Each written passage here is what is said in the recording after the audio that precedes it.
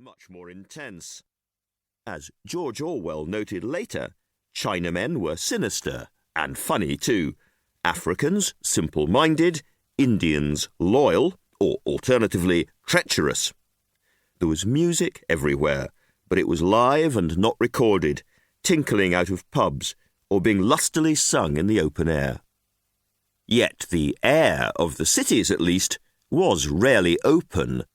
Thick palls hung over industrial Yorkshire, the Clyde and London. When the 1906 Liberal government won its landslide victory and the new cabinet ministers were summoned to see the King, they couldn't find their way back from Buckingham Palace in the fog and had to feel past rows of horses with their hands. Yet in so many other ways, Edwardian Britain confronts us with the shock of the entirely familiar. If you walk through most British town centres and look only in front, then, yes, the Edwardians have gone.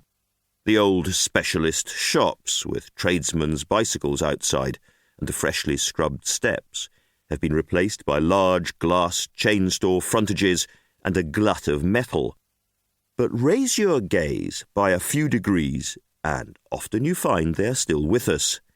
There are the elaborate brickwork upper stories, fake turrets, old chimneys, and faded shop signs, evidence that these buildings were originally erected by craftsmen before the First World War.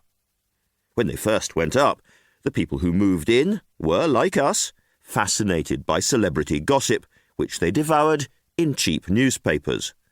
They ate fish and chips and drank quite a lot, even by our standards. Though sex outside marriage and illegitimate children were matters to be ashamed of, there was plenty of sexual tension in the air. The upper classes and working classes behaved in ways that horrified the middle, who worried about the unruly young and argued about divorce, state pensions and unemployment, much as we do.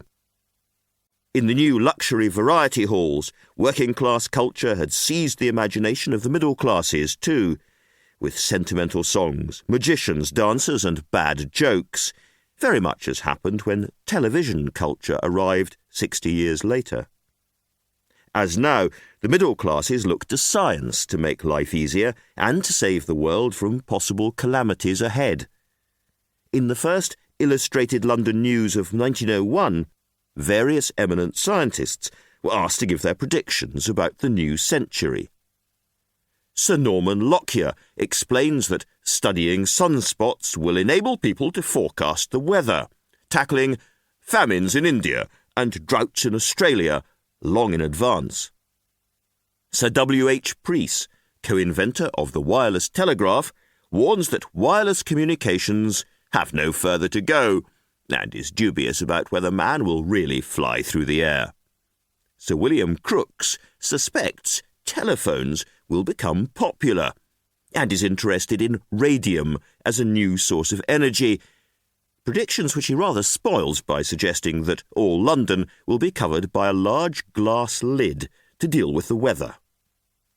If the scientists were hit and miss about the future, the political visionaries were mostly miss. There was a general assumption that the empire would continue to be huge, while government would be small.